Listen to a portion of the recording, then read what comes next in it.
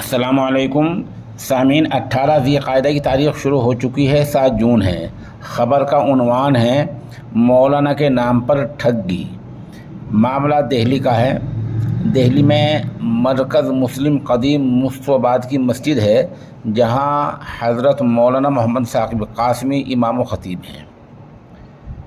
کوئی نامعلوم ٹھگ ان کی تصویر سوشل میڈیا پر ڈال کر اور اپنا گوگل پے ڈال کر یہ اپیل کر رہا ہے کہ مولانا کو، یعنی خود مجھے پیسوں کی ضرورت ہے۔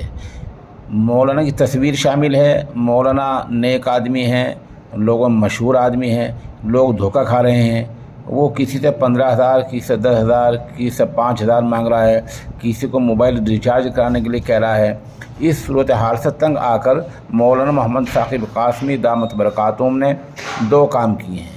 ایک تو لوگوں کے نام اپیل جاری کی ہے، جس میں کہا ہے کہ اس طرح کوئی دھوکہ نہ کھائے، میرا مزاج لوگوں سے پیسے مانگنے کا نہیں ہے۔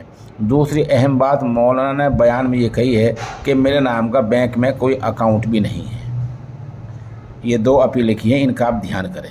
تیسرا کام مولانا بہت اہم یہ کیا ہے کہ اس معاملے کی باضابطہ پولیس میں FIR بھی درج کرا دی ہے، رپورٹ بھی درج کرا دی ہے، جس کا مطلب یہ ہے کہ دھوکے باز کہیں بھی گرفتار ہو سکتا ہے۔ ایک اس میں آپ تراشا دیکھیں گے جس میں دھوکے باز کا نمبر بھی ساتھ ساتھ ہے۔ اس خبر کے لیے ان کے بڑے بھائی مولانا عبدالستار قاسمی اور مفتی محمد فہیم الزماں قاسمی مفتاحی، خطیب، مدینہ مسجد سوجڈ مظفر نگر ہمارے رابطے میں ہیں۔